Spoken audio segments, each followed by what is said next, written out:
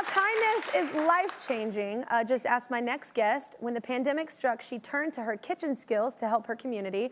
If I would have done that, the community would have been screwed. Using her family's old recipes, she made food for police officers and healthcare workers, and that led to making more food for people in need.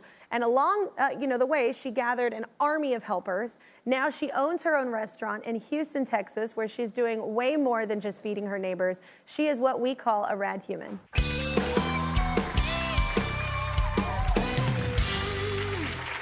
From Boot Texan Kitchen, say hi to Angeline!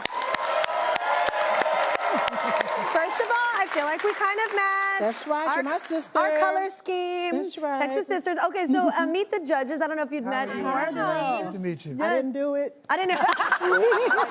All right, so let's back up. So before the pandemic, this is awesome because it's so different from what you're doing. You worked in a bank. Yes, worked in a bank for 15 years. Okay. And December 2019, my fiance proposed to me. We were planning on getting married. Congratulations. March 2020. Oh, that is some bummer timing. Woo. So, pandemic kind of hit. Timing killed that dream. That dream. That didn't quite happen. Yeah. So, we just decided that as we were sitting at home kind of watching everything unfold, we decided to be a part of the solution. People were scared, not really knowing what's going on with COVID. We were working from home. He was furloughed from his job. Yeah, and, like a lot of people. A lot. Yeah. And we just decided, let's try to bring people together.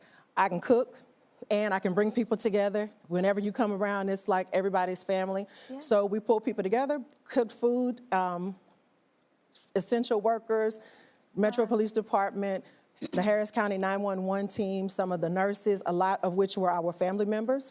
So we just started taking food to them, basically just to say, I know you're scared, I'm scared, you're not in this by yourself, and let's try to come together. Yeah, it's definitely been a rough couple of years for everybody. Yeah. So how did this end up becoming a full-fledged restaurant?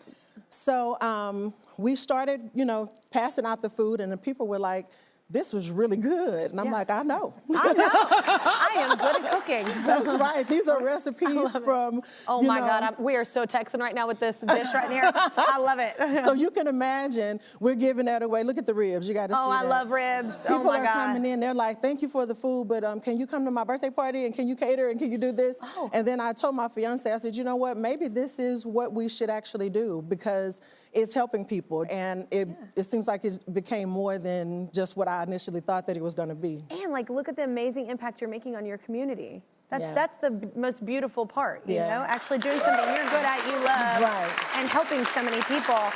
So the restaurant is doing more, like I said, than just providing meals, right? Yes, so we've started so many initiatives. We have one where we bring in young girls and we teach them entrepreneurship skills. So I have my niece, Audrey, she's 8 years old, but she's super smart and she loves to read. So we helped her develop a bookstore. So now she reads to younger kids and she has books she gives away. We partner with a local bookstore that gave her books. Oh and we have some of my family, gotta be careful what I'm saying with these judges, but they didn't always do the right thing. We all have people like that, and sometimes we're those people. Sometimes we're those people. Yeah. So it's like, we have some that are not gonna be academic scholars. They're not gonna get football or basketball scholarships, and they're at risk. So we give them the skills that they need. My fiance, teaches them how to mount TVs, how to do carpenter work, how to balance, the accounts, how to be an entrepreneur, how to have your own, so that you don't have to go into crime. You don't have to be a statistic. Opportunity. There's opportunity. That's right. So we want to give them that, and that's kind of what we've morphed into. And people have no idea.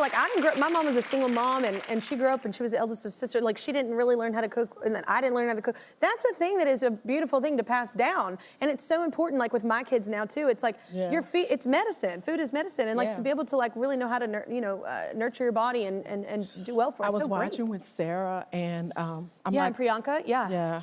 Wait, I was like, whose idea was it to bring me on the show with vegans? Here's the thing.